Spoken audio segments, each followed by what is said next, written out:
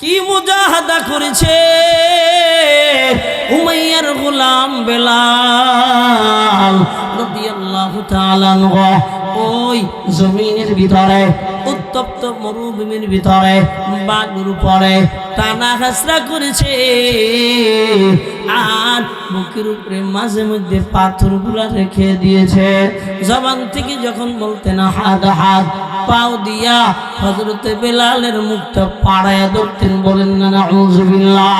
ওয়াল্লাযীনা জাহাদু ফীনা লানাহদিয়ান্নাহুম সুবুলানা ওয়া ইন্নাল্লাহা লামাআল মুহসিনিন।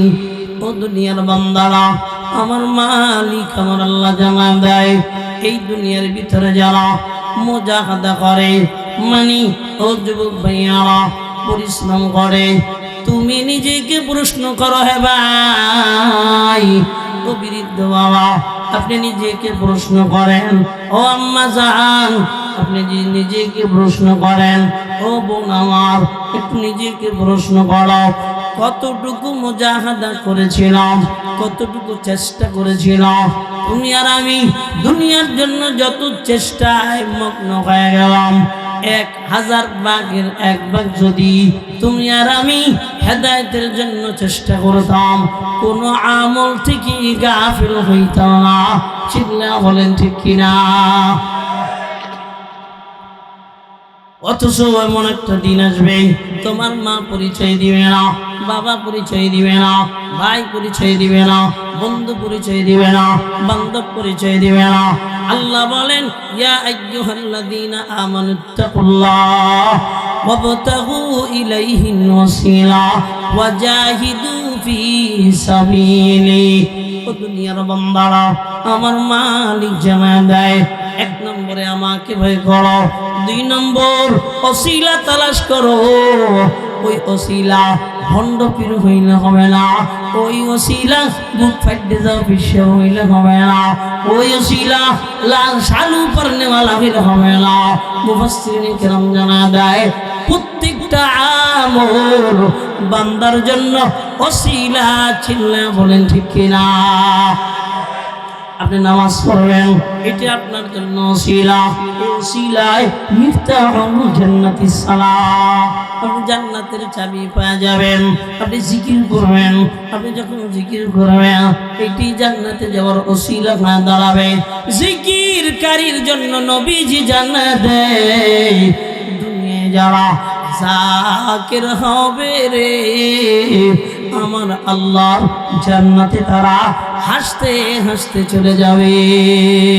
ও বাবাজি, আল্লাহর বান্দারা, ওই ময়দানটাকে ভয় করো, যেই ময়দানে দাঁড়াবা, বাবাকে ডাক দিবা, হে সন্তান। তোমার বাবা তোমার পরিচয় দিবে না, তোমার বাবা তোমাকে ডাক দিবে, তুমি তার পরিচয় দিবা না। তোমার মা তোমাকে ডাকবে, হে সন্তান একটু দাঁড়াও না, তুমি বলবা মা ছিল না। মা তুমি যখন ডাক দিবা, মা ডেকে বলবে, এই দিন আমার দুনিয়ায় কোনো সন্তান ছিল না, ছেলে ছিল না, মেয়ে ছিল না। এমন একটা দিন আসবে রে বান্দা, ওই দিন শুধুমাত্র ওসিলা, আল্লাহ ওসিলা খুঁজবেন। কোন বান্দা নামাজ আদায় করেছেন, কোন বান্দা রোজা রেখেছেন, কোন বান্দা জিকির করেছেন, কোন বান্দা হালাল খেয়েছেন, কোন বান্দা হারাম থেকে বেঁচেছিলেন। ওই দিন বান্দার আমল নামা ওসিলা হয়ে দাঁড়াবে। চিল্লা এখন ঠিক কিনা? ওই আমল করতে গেলে, এ যুবক ভাইয়ারা, এ বৃদ্ধ বাবারা, একটু আওয়াজ দিয়ে বলেন না, ওই আমল করতে গেলে কষ্ট আছে না নাই? হ্যাঁ, কত কষ্ট। আল্লাহ নিজে বলেন, ওয়াল্লাযীনা জাহাদু,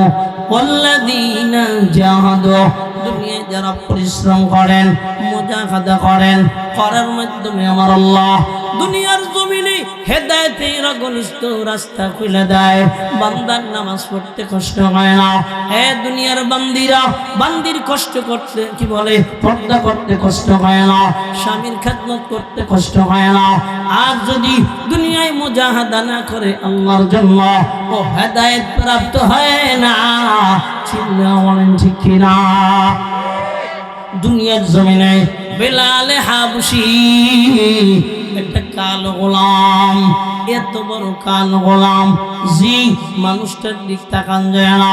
ওই মানুষটার দিক তাকাইলে মনে হয় পাইলার একেবারে ফাঁসা, এত কালো, এর চেয়ে বেশি কালো। কি মুজাহাদা করেছে উমাইয়ার গোলাম বেলাল রাদিয়াল্লাহু তাআলা আনহু। ওই জমিনের ভিতরে, উত্তপ্ত মরুভূমির ভিতরে বালুর উপরে টানা হাসরা করেছে, আর বুকের উপরে মাঝে মধ্যে পাথরগুলা রেখে দিয়েছে। জবান থেকে যখন বলতেন হাত হাত, পাও দিয়া হযরতে বেলালের মুখটা পাড়ায়া ধরতেন। বলেন না নাউযুবিল্লাহ। এ কত কষ্ট করেছে হে যুবক ভাই আমার, ও বৃদ্ধ মামা আমার, কত কষ্ট করেছেন হযরতে বেলাল। এই কষ্ট করার দ্বারা আমার আল্লাহ অগণিত রাস্তা দিয়া হেদায়েতের ব্যবস্থা করে দিয়েছেন। শুধু ব্যবস্থা করে নাই, আমার মালিক দুনিয়া থেকে জানাই দিয়েছে হাবিব বেলালের পরিশ্রমে আমি আল্লাহ খুশি হয়ে গেছি রে, আমি বেলালকে জান্নাতের মালিক বানিয়ে দিয়েছি। বেঈমানের বাচ্চারা, মুসলমানেরা আজান দেয়, কে আজান দেয়? হযরতে বেলাল আজান দেয়। বেলাল আশহাদু বলতে পারে না, বেলাল আসহাদু বলে। বেলাল তুতলা, কিন্তু বেলালকে তো আল্লাহ পছন্দ করে।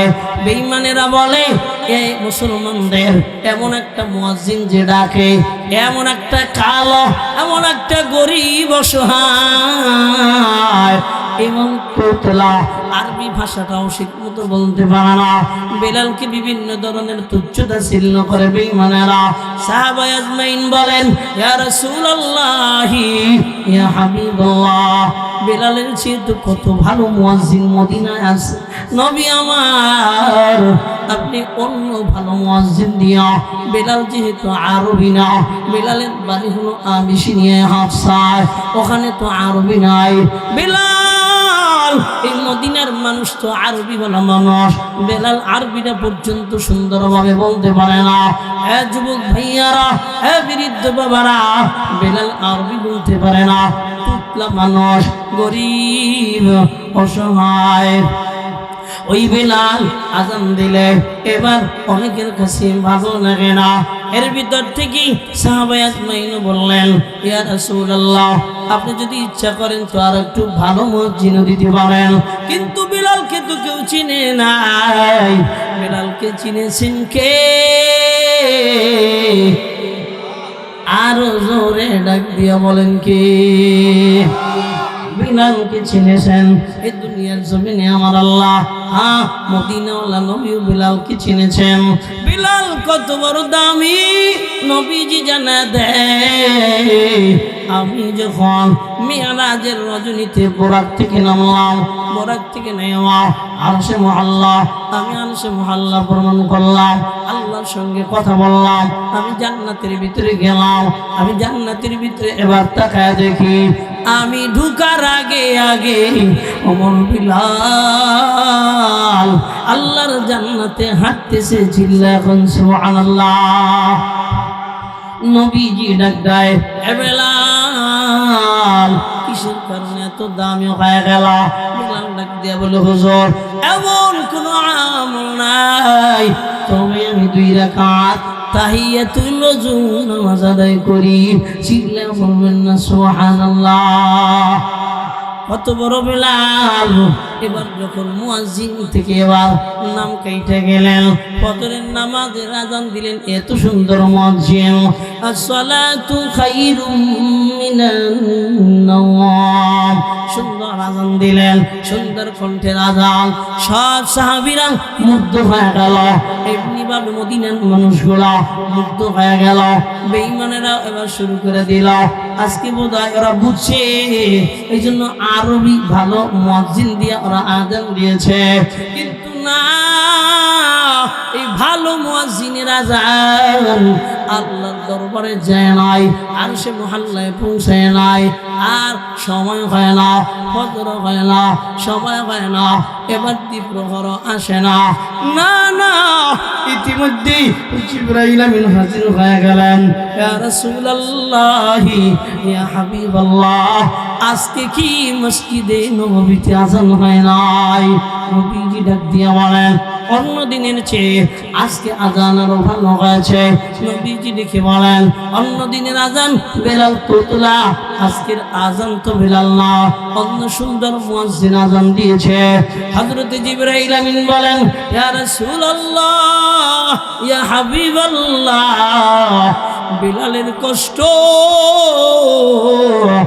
সাহাবীদের কষ্ট এক হবে না। নবী গো, যত সময় পর্যন্ত বেলাল মসজিদে নববীতে আযান না দিবে, তত সময় পর্যন্ত আর সে মহল্লায় যাবে না। চিল্লায়া বলেন সুবহানাল্লাহ। এই জন্য দুনিয়ার বান্দা নিজেকে পরিশ্রমী বানায় দাও। বুঝছেন কি বুঝছেন? হ্যাঁ, বুঝছেন কি বলছি? মুজাহাদা, পরিশ্রমের অভাব, আর কিচ্ছু না। এ বয়ান দ্বারা কি বুঝলেন? সবাই বয়ান বুঝেন, কিন্তু কি করেন না? বলেন, পরিশ্রম করেন না, ভালো লাগে না। হ্যাঁ, খাঁটি মোমেন্ট হইলেই তো ভালো লাগতো।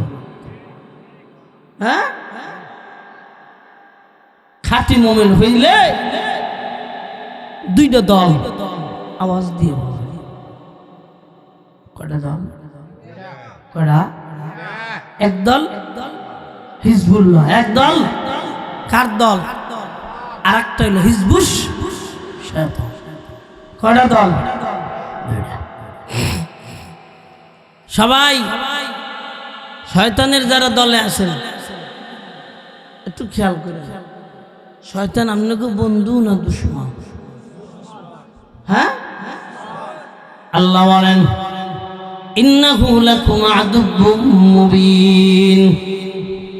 শয়তান খালি দুশমন না, প্রকাশ্য। শয়তানকে যখন আল্লাহ আউট করে দিলেন, এত আমল কোন আমলের অভাব নাই, সব আমল ঠিক। তবে এক জায়গায় দুর্বলতা চলে আসলো, সেটা হলো অহংকার। কি অহংকার? এই বাংলাদেশে এমন মুসলমান আছে, কয় জাগো ঘরে চাউলের টান হেরা রোজা রাখে। আসতে কোন নামাজ পড়লে যদি জান্নাতে যেত তো ডেহিডে আগে যেত। হ্যাঁ, এমনও ভণ্ড এই দেশে আছে, এমনও ভণ্ড এই মানিকগঞ্জ আছে। কথা বলেন না, এখনো ইমানকে ঠিক করে। ওয়ালা ফাবিমা আওয়াইতানি লাআকুদান্না লাহুম সিরাতাকাল মুস্তাকিম। শয়তানকে যখন আল্লাহ বের করে দিলেন, এবার শপথ করলেন, হে মালিক, আমার যেহেতু আপনি ধ্বংস করে দিলেন,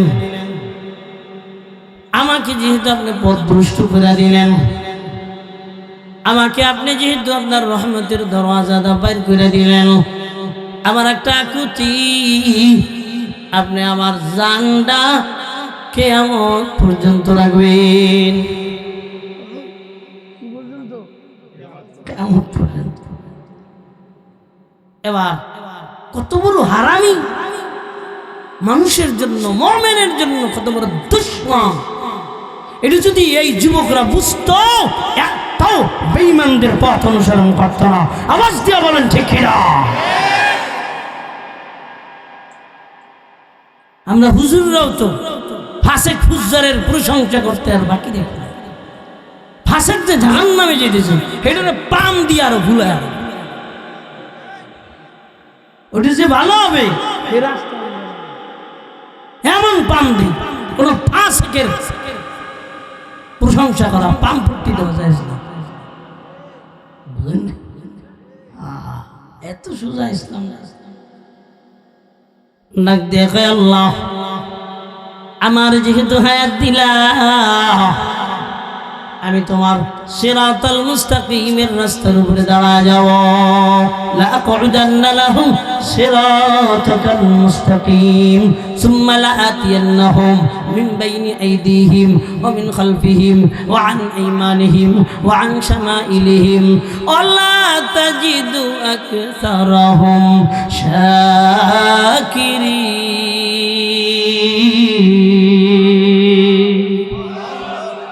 শয়তান যদি কয় আল্লাহ আপনার সঠিক পথে আমি দাঁড়ায় যাব, এই সঠিক পথে যখন দাঁড়ায় যাব আপনার বান্দারা রাস্তা ভুলে যাবে, আমি এদেরকে কেমনে ধোঁকা দেব? ও যুবক ভাইয়ারা, চুল কাটছো, বেঈমানের মতো কাটছো, খবর নিল না, কি তোমার ধোঁকা দিল? প্যান্ট পরছো, সেরা প্যান্ট, খবর নিল না, কি তোমার পড়াইল? ও আম্মা জানেরা, সেজে গুজে রাস্তায় বের হয়েছো, কি তোমারে বের করলো?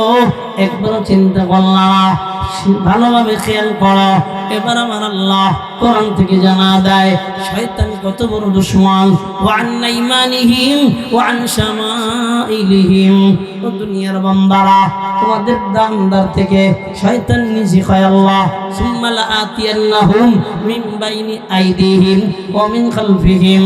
ও আল্লাহ, তোমার বান্দাদের সামনে আমি দাঁড়ায় যাব, ভালো কাজ করতে দিব না, পিছে আমি দাঁড়ায় যাব, ভালো কাজ করতে দিব না, ডানে আমি দাঁড়ায় যাব, ভালো কাজ করতে দিব না, বামে আমি দাঁড়ায় যাব, ভালো কাজ করতে দিব না। চিল্লা বলবেন না নাউযুবিল্লাহ। এত বড় দুশমন, এত বড় শয়তানের আমরা পদঙ্ক অনুসরণ কইরা নামাজ পড়ি না। আল্লাহ পরে জানায় দেয় আমার যারা দুনিয়ায় গোলাম হবে এদেরকে পথভ্রষ্ট করতে পারবে না।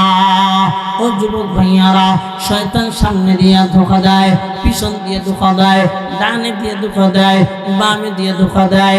এই ধোঁকার ভিতরে কত মানুষ জিনা কইরা ফেলায়, কত মানুষ হারাম খাওয়া ফেলায়, কত মানুষ বিনা মাজির খাতায় নাম দিয়ে ফেলায়, কত মানুষ না বুঝিয়া আমার আম্মা জানেরা বিপদের খাতায় নাম দিয়ে ফেলায়। একটু আওয়াজ দিয়ে বলবেন ও দুনিয়ার বান্দারা, নিজের জন্য যেটা অন্যের জন্য কি সেইটা হয়? কোনদিন না, সেটা হয় না। আমার মালিকের তো আমরা গোলাম, আমার মালিকের তো আমরা বান্দা। শয়তান আল্লাহর দুশমন, দুনিয়ার গোলামদের দুশমন।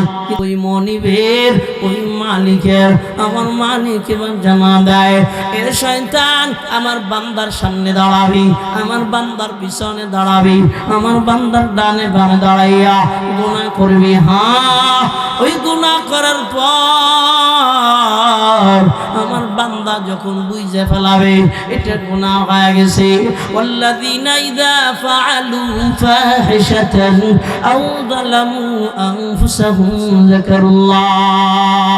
আমার গোলামেরা যখন বুঝে ফেলাবে আমি চোখের গুনাহ করছি, আমি মুখের গুনাহ করেছি, আমি হাতের গুনাহ করেছি, আমি বিনা মাজির মতন এত বড় একটা গুনাহ করেছি রে, আমি বিপর্দার মতন এমন গুনাহ করে ফেলাইছি,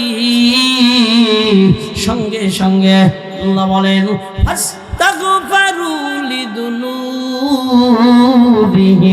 ওই গুনাহের জন্য আমি আল্লাহর দরবারে ক্ষমা চাইবেন, আমি আল্লাহর দরবারে মাফ চাইবেন। ও মালিক, আমি না বুঝি গুনাহ করে ফেলাইছি, তুমি মাফ করে দাও।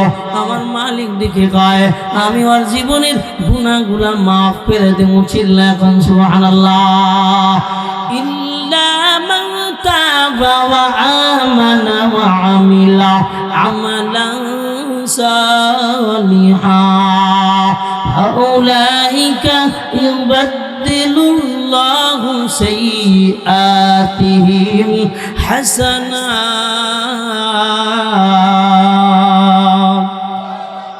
ও বাবাজিরা, একটু খেয়াল করেন আল্লাহ কত মায়াওয়ালা, আল্লাহ কত দয়াওয়ালা।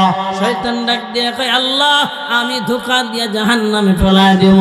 আল্লাহ ডাক দিয়ে কয় না, আমার গোলামেরা তওবা করবে, আমি আল্লাহ তওবা কবুল করে নেব, আমল করবে, লেখা আমল আমি কবুল করে নেব। শুধু তাই না, একটা বেঈমান মরার আগে যদি তওবা করে, সারা জীবন যদি আমার সঙ্গে নাফরমানি করে, আমার আল্লাহ জানা দেয় মরার আগে যখন তওবা করে লবে, আমি ওর জীবনের সব গুনাহগুলা একত্রিত কইরা আমি আল্লাহ ইউবাদদিলুল্লাহু সাইয়্যাতিহিম হাসানাত, আমি আল্লাহ সব গুনাহগুলা বদলাইয়া নেকি দ্বারা ভরে দেব। চিল্লাফান সুবহানাল্লাহ, আর জোরে বলবেন না সুবহানাল্লাহ। এই জন্য ও শয়তান কি বলে ভাইয়ারা, ওই দুনিয়ার জমিনে শয়তানের ধোঁকা থেকে বেঁচে থাকো না, ওই শয়তান ধোঁকা দেয়। আরে আম্মা জানেরা, তুমি যখন সেজে গুজে বের হও, নবীজি বলে এটা নারী বের হয় না, এটা যেন শয়তান বের হয়। শয়তান তোমাকে ধোঁকা দিয়ে বের করে দেয়, শয়তান তোমাকে বিভিন্ন ধরনের গুনাহ করায়, স্বামীর হক মানায় না, স্বামীর আমানত রক্ষা করতে দেয় না, স্বামীর খেদমত করতে দেয় না, অপর্দানিশী আম্মা জানেরা নামাজ আদায় করতে দেয় না, রোজা আদায় করতে দেয় না। ওই শয়তানের আর পদাঙ্ক অনুসরণ করো না, ওই শয়তান তোমার জন্য দাঁড়ায় রইছে তোমাকে জাহান্নামে ফেলে দেওয়ার জন্য। মালিক বসে আছে, হে বান্দি, হে গোলাম, তওবা কর, তওবাই নাসুহা, খাঁটি তওবা কর, খাঁটি তওবা কর।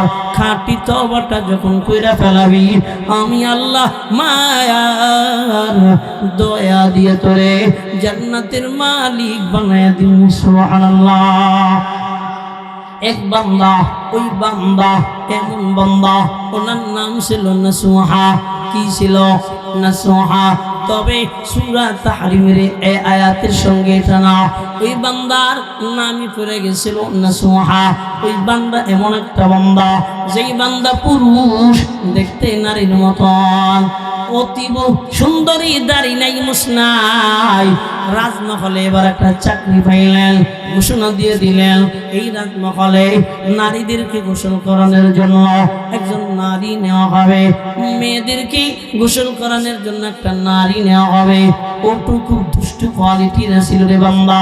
ও চলে গেল, সিরিয়ালে দাঁড়ায় গেল, দেখতে তো একেবারে হ্যান্ডসাম, কিন্তু এর ভিতরে আবার নারীর চেহারা। বাদশা নামদার রাজার মেয়েকে গোসল করানোর লেগা পরে কি করলেন, পরে নির্ধারিত করলেন এমনি ভাবে গোসল করাইতেছে, কিন্তু যে নারী কেউ বুঝে না। হঠাৎ করে রাজার মেয়ের গলার চেন চুরে নিয়ে গেছে, স্বর্ণ চুরে নিয়ে গেছে। এখন তল্লাশি শুরু হয়ে গেল। এবার যখন তল্লাশি শুরু হয়ে গেল, নাসুহা ডাক দিয়ে কয় আল্লাহ, তল্লাশি করলে তো আমার গোপন অঙ্গ তল্লাশি করা হবে, আমি ধরা পড়ে যাব, আমি নারী না পুরুষ। আমি যদি পুরুষ এটা ধরা খায় যাই, এই রাজা আমার সে দুনিয়ার জমিনে রাখবে না, আমাকে দ্বিখণ্ডিত করে ফেলাবে। ও মালিক, তুমি আমারে মাফ করে দেও না। আল্লাহ গো, যেখান থেকে স্বর্ণ চুরি হয়ে গেছে, আল্লাহ তুমি দৃষ্টিমান করে দেও। আল্লাহর কাছে কায়মুন বাক্যে তওবা শুরু হয়ে গেল। ও আল্লাহ, আজকের মতন আমারে মাফ করে দাও, আমি আর এমন অন্যায় করব না, আমি পুরুষ হইয়া আর নারীর কর্ম করব না, জিনার খাতায় নাম লেখাবো না। না না, এবার টেনশনে এমন হয়ে গেল, আল্লাহর ভয় বহু সময় জমিনে পড়ে গেল, সবার সন্দেহ আরো বাইরে গেল। এই দিন বোধহয় চুরি করেছে। ইতিমধ্যে অন্যত্র থেকে কি বলে স্বর্ণের সন্ধান চলে আসলো, সবাই তার দিকে আরো মোহাব্বত বাড়ায় দিল। উনি এবার সুস্থ হয়ে গেল। আল্লাহর বান্দা এমন সুস্থ হয়ে গেল, দরবার থেকে বের হয়ে গেল, জঙ্গলে চলে গিয়েছে। ও মালিক, তোমার মতো মায়াওয়ালা কেউ নাই, তোমার মতন দয়াওয়ালা তো কেউ নাই, তুমি আমারে মুক্ত করে দিল, আমি আর কোনোদিন এমন গুনাহ করব না, আমি আর কোনোদিন এই নারীর গোসলার করাইতে যাব না। রাজার মেয়ে খবর দিয়েছে, না সোহা আসো না, না সোহা জানা দেয় রাজার মেয়ে শোনো, না সোহার হাত ওকে জোগায় গেছে, না সোহার পা ওকে জোগায় গেছে, না সোহার অন্তরটাও ওকে জোগায় গেছে, না সোহা আর দরবারে ফিরে যাবে না।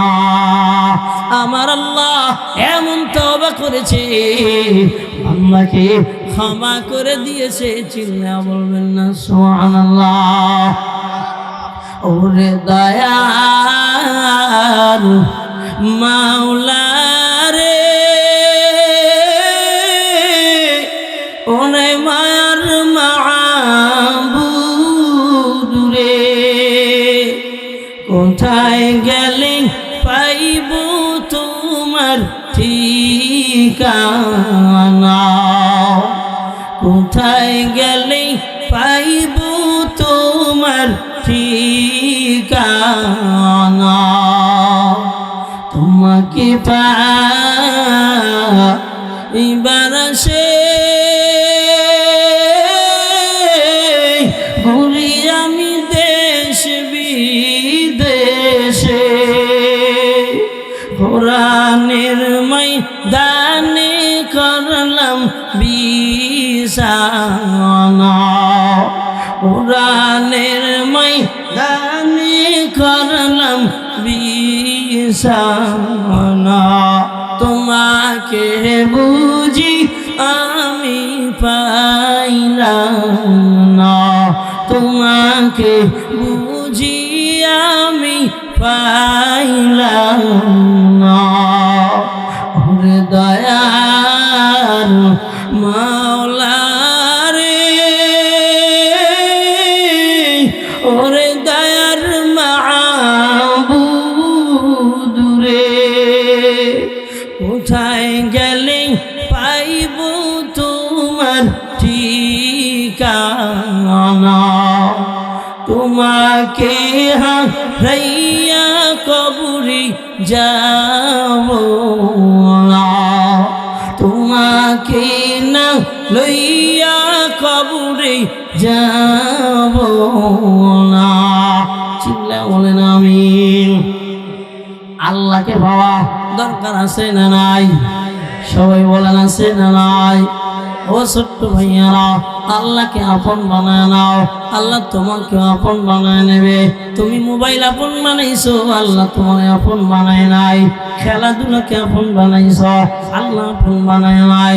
ও যুবতীরা, সাজগোজ আপন বানাইছো, আল্লাহ তোমার আপন বানায় নাই। আল্লাহকে রাবেয়া বসরির মতন আপন বানায় নেও। আমার আল্লাহ দুনিয়ায় কিছুর অভাব রাখবেন না, বলেন ঠিক কিনা?